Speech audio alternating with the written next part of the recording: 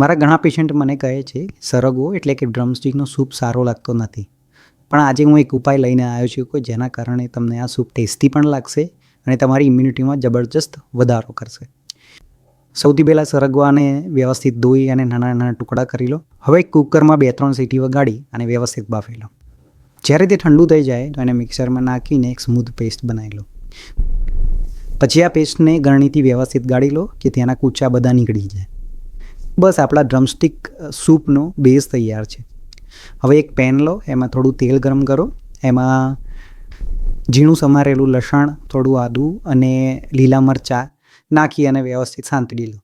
અને પછી તેની અંદર આપણી તૈયાર કરેલી ડ્રમસ્ટિકની જે પેસ્ટ હતી એ નાખી દો. હવે તેની કન્સિસ્ટન્સી એડજસ્ટ કરવા માટે થોડું પાણી એડ કરો અને સ્વાદ અનુસાર મીઠું નાખી ઉપરથી થોડું કાળા મરીનો પાવડર એડ કરો. હવે એને 3-4 મિનિટ સુધી ઉકળવા દો અને વ્યવસ્થિત પાકવા દો, જ્યાંથી બધા મસાલાઓનો ફ્લેવર પ્રોપર આવી જાય. છેલ્લે દાણા એડ કરો.